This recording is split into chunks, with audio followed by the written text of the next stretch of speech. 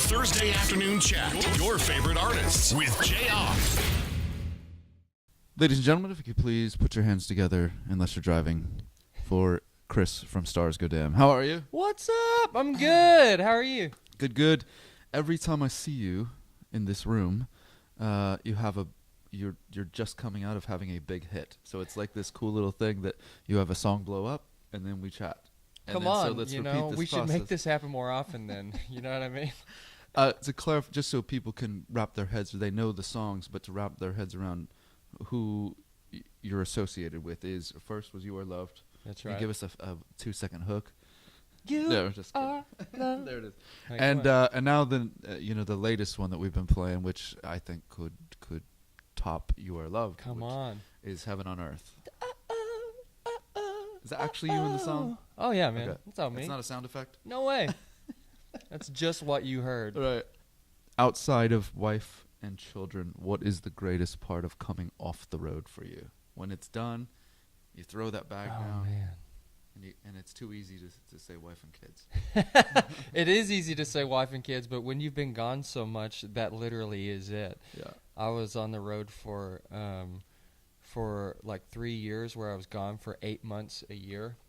And when I would come home, I would go to work at this mega church in Oklahoma and work all the time. So I would see my kids sometimes for minutes a week. And it got so crazy that last year I stepped away from the church. We sold our house. We moved to Tennessee. And I took 6 months off the road just to learn how to be a dad and a good husband and those things. And so songs like Heaven on Earth are literally, when you listen to those lyrics, it's like a biography of the last year of my life. So wife and kids are an easy go-to, but man, it's so true. And now I think what's fun about being in Nashville is getting connected and with other artists and other writers, and being able to kind of dive into the day-to-day of like really writing every day and really kind of diving into art and that kind of thing. So it's been a really fun season for us. Let's the song that we've been playing for a little while now, Heaven on Earth, which just has this cool vibe. I find myself singing it. I guess that's the point of writing I hope a hit song, is to make people sing it when they don't want to sing it. There or you go. weren't thinking about singing it. Yeah. But I think the music behind, like, I don't know if you used better production or something, but everything just sounds hot in the song. Man, thank you. It's a cool vibe. You know what's crazy about that song is there's like 4 things happening. It's like 2 acoustic guitars, a beatbox track, and a little percussion, and that's it. Yeah. And a quality vocal. and a little me just yelling at y'all, you know what I mean? And when a guy and I that wrote it, his name's Jeff Pardo, he's awesome. He wound up producing it. We did the song, and I got the demo back, and the demo is like the first version after you write it, you know, you get it back, and usually you retrack everything, you kind of, you know, make it a big thing. And when I got that song back the very first time, it's one of the first times in my life I heard the demo and was like, holy cow, this like makes me feel something, you know? And so we did not change the demo. We darn near everything that you hear on the radio is exactly what we did the first day we wrote it. And it was just so special then that we didn't want to change anything. Right. Toss me maybe a heart, maybe the deeper side of Heaven on Earth. Man, Heaven on Earth is literally just about recognizing the calling and the path that God has for you. For me in my life, I got so wrapped up in like the what's the word? I guess the motions of ministry. And so I was like, I've got to do this for God. I've got to do this. I have to go. If I don't do this, everything's going to fall apart. My identity got wrapped up in who I was as a worship leader or an artist or these things, and I lost track of a lot of things. So you listen to those lyrics, it's like, God, like, let everything else fade away. Like take it all from me, and then build me back up and let me see the work that you're doing so I can join you in that. And honestly, that's been the last year of my life, and God has brought myself and my family into this season of joy and of peace, and man, it has been a crazy ride, but so good, and I'm just so excited about this song and this music. When I get out there and play it every day, I'm like pumped about it. I told my wife, just so she didn't get offended. But I was like, this is like when you start dating. You know, it's like this is like a new girlfriend or something. You know, it just feels so good. It's just been awesome, and it's been a joyful season for us, and we've been really excited about it.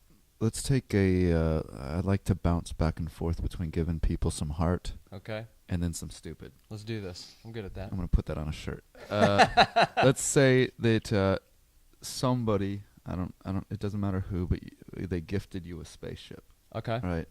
You have unlimited gas, Okay. unlimited time, Oh, okay. and let's just pretend you know how to drive it. But Okay. first thought of what you would do with that. Unlimited gas, unlimited time, spaceship. Where are you going? Who is it? Go Just anywhere. me, or are there other people that can come with me? You can take whoever you want. As many people? Is it a big spaceship? Yeah, let's go big. I don't know.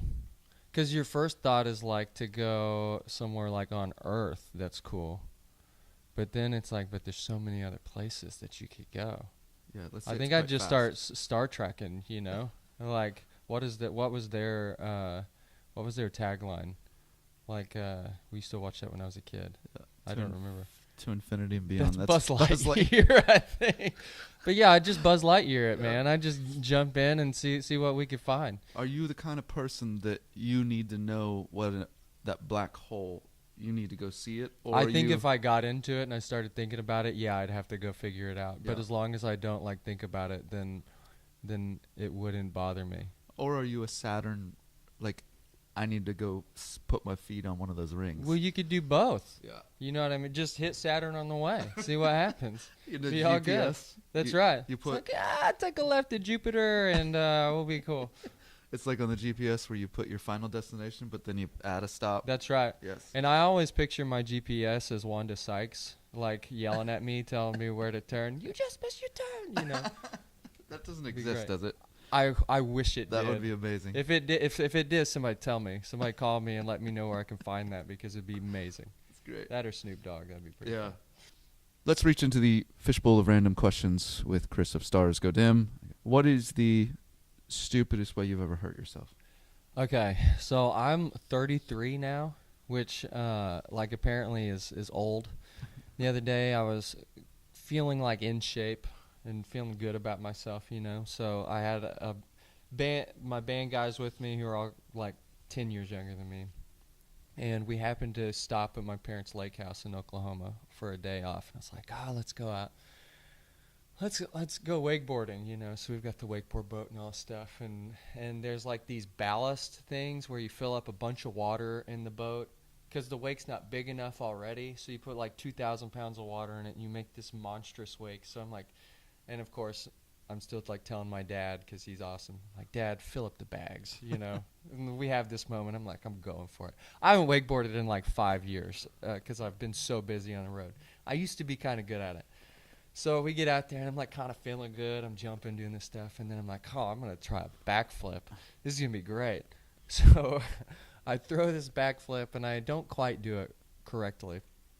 But it was fine, and it was I could kind of pull it out, but I under-rotated a little bit, and I stuck my hand down, my left arm. I was holding the rope with my right. Stuck my left arm down to like catch myself when I came down, which was a mistake. And so my arm went into the water. The boat pulled my right hand, and in like a split second, it ripped my my pectoral muscle right off the bone. I mean, and I've never had a muscle tear, but I was like, I just tore my pec. And sure enough, I did. I had to go in, have surgery. Yeah. I still played a show the next day, but had surgery, was in a sling for like a month this summer. I still can't like lift anything. I've lost like 25 pounds because I can't even do a push-up or anything. It's crazy.